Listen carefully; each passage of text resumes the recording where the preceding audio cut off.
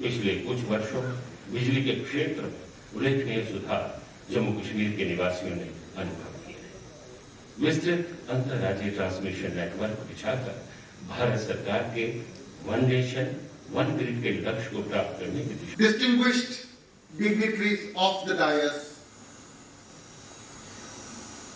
officers, friends, it's indeed a matter of pride and privilege, not only for the Power Development Department of Jammu and Kashmir, but for all of us in the Union Territory, to warmly welcome Honorable Minister of State for Power, Shri R.K. Singh Saab, Honorable Lieutenant Governor of UT of Jammu and Kashmir, Honorable MOS, and so many other dignitaries. And what an occasion it is today. When we were planning the investment summit last year, we were trying to identify what are the sectors, what are the assets in which we can invite investment, in which we can move further.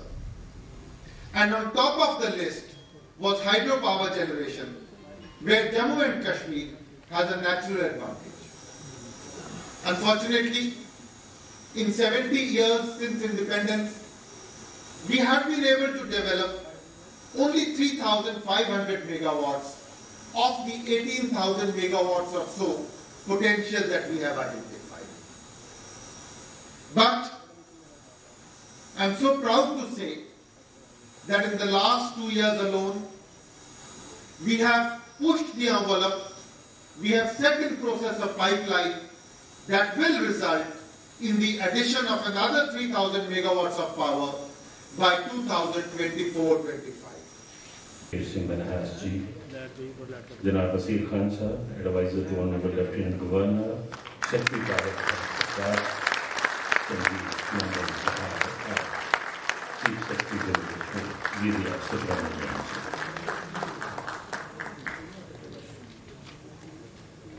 उनका अनावरण करेंगे।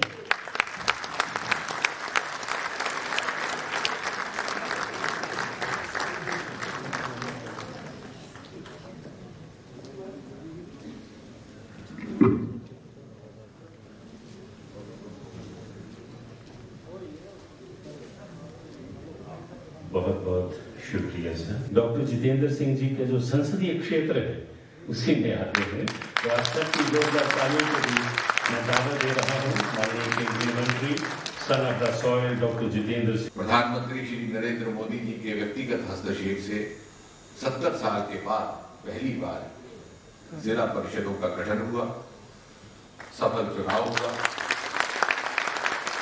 और शायद ये मनोज जी के भाग में लिखा था कि उनकी देखरेख में हो। और उसके अतिरिक्त मैं इसलिए भी उनको बधाई देना चाहूंगा कि यदि आप पिछले 30 वर्ष के आतंक का इतिहास देखें तो मैं आंकड़ों से ही ये कह सकता हूं कि शायद ये पहली बार एक ऐसा चुनाव था जहां ना कोई हिंसा हुई, ना कोई दुर्घटना हुई, ना कोई नामुराद वारदात हुई और इतना भारी मात्रा में मतदान। वरना संसद और विधानसभा के चुनाव में भी विशेषकर घाटी में 10-15% से अधिक अपेक्षा नहीं रहती थी और उससे बड़ी संतुष्टि भी हो जाती थी। इस बार बढ़ चढ़ करके घाटी में भी 50-50, 60-60% मतदान होगा और मुझे उम्मीद है कि आने वाले समय में विश्लेषक इससे कुछ अनुमान लगाने का प्रयास करेंगे। शायद जनता ने ये संदेश देने का प्रयास किया है कि बार बार एक ही वर्ष से जो उम्मीदवार उतर करके आते थे उनसे जनता ऊब हो गई थी। वही चेहरे विधानसभा के लिए भी, वही चेहरे संसद के लिए भी और इस प्रकार लोकतंत्र के प्रति उनकी आकांक्षाएं घुसती चली जा रही थी। वो जो जमहूरियत की तमन्ना जो झुलस गई थी, हसरत जो झुलस गई थी, उसने फिर से बढ़ाई ली है। और मैं ये कहूंगा कि इस भारी मतदान का ये एक शायद संदेश है कि पुनः जम्मू कश्मीर में लोकतांत्रिक आकांक्षाओं के प्रति जागृति हुई है, जमहूरियत के प्रति हसरत बनी है। सबसे पहले मैं आप सबको नव वर्ष की हार्दिक शुभकामनाएं अपनी ओर से देना चाहता हूं कि आने वाले वर्ष में बीमारी से तो मुक्ति मिलेगी, विकास की एक नई गाथा जम्मू कश्मीर लिख सके।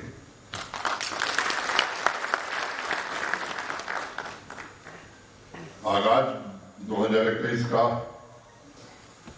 तो शानदार तरीके से हो रहा है, मैं आगे चर्चा करूंगा, लेकिन 2020 की विदाई भी जम्मू कश्मीर के हर नागरिक के लिए 5 लाख रुपए इलाज की सुविधा देकर के गया। देश के सम्माननीय प्रधानमंत्री जी ने वो सौगात जम्मू कश्मीर के हर नागरिक को दी, आयुष्मान भारत सेहत केंद्र। पहली तारीख को मैं दिल्ली में था और नफेड और यहाँ के कृषि विभाग में एक MOU हम लोगों ने साइन किया 1 तारीख को, जिसमें हाई डेंसिटी एप्पल की एरिया भारी मात्रा में कश्मीर में भी बढ़े और जम्मू में भी जिन जिलों में सेव लगाया जा सकता है वहां सेव लगाया जाए। इस काम को अंजाम देने की शुरुआत हम सबने की है। कोल्ड चेन और कोल्ड स्टोरेज का क्लस्टर बनाना, मार्केट लिंकेज करना। सैफरन की GI टैगिंग की बात आपने सुनी थी, लेकिन जम्मू में भी जो एक्सोटिक वेजिटेबल्स और बाकी किसान पैदावार कर रहा है उसकी भी GI टैगिंग कराना, ये हमारा कृषि विभाग नफेड के साथ मिलकर के ये काम करेगा। 2 दिन बाद ठीक है, ऊर्जा के क्षेत्र में जम्मू कश्मीर कैसे आत्मनिर्भर बने, इस अभियान का शुभारंभ हो रहा है। रोहित कंसल जी ने अभी एक प्रेजेंटेशन PDP डिपार्टमेंट का आपके सम्मुख प्रस्तुत किया है। जब श्रीनगर से हम जम्मू आ रहे तो कश्मीर के निवासी एक ही बात की चिंता व्यक्त करते थे कि पिछली बार सर्दियों में बिजली के अभाव के कारण बहुत परेशानी हुई। स्वाभाविक भी है, 2 बार हम सब लोग बैठे, जो संभावना बन सकती थी, अभी उन्होंने बताया कि पिछले वर्ष की तुलना में 70% ज्यादा बिजली उपलब्ध हो रही है। जब मैंने बैठक में बात कही, भाई बर्फ पड़े तो भी 24 घंटे में ट्रांसफार्मर शहरी क्षेत्र में बदलना ही है और ग्रामीण क्षेत्र में अधिकतम 48 घंटे में, कई प्रकार के प्रश्न आए, लेकिन मैं आभारी हूँ अपने सभी सहयोगियों का।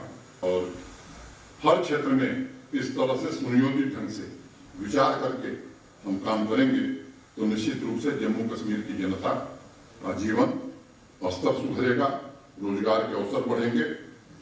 और आज की तारीख और आज का पूरा MOU मैं जम्मू कश्मीर की जनता को समर्पित करता हूं और पूरी जिम्मेदारी से यकीन दिलाना चाहता हूं कि समस्या के निवारण के लिए दिन रात हम सब मिलकर के काम करेंगे।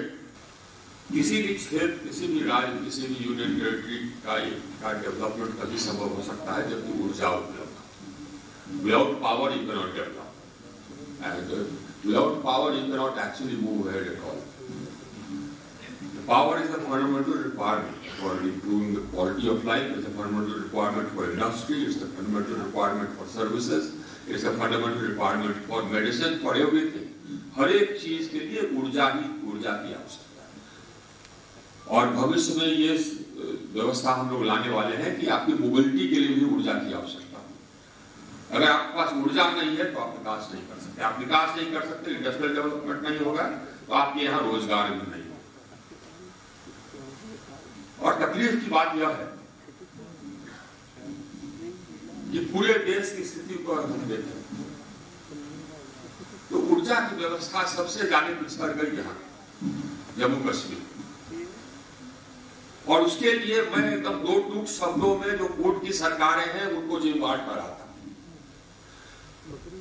देश में ऐसा कोई राज्य, कोई संसाधित क्षेत्र नहीं है जहां पर कि गांव में बिजली पहुंचाने के लिए कांटेदार का या बाग वायर का इस्तेमाल होता है। इतना कम डेवलपमेंट लोगों ने किया इतने वर्षों से, 40, 50, 60, 70 वर्षों से। उनको ये हिसाब देना होगा, देना चाहिए। आप मानिए इतना पैसा जो आता रहा और जितना पैसा हर राज्य को जाता था उससे ज्यादा पैसा यहाँ आता है। कोई भी योजना आप उठा करके देख लीजिए, क्या हुआ उससे?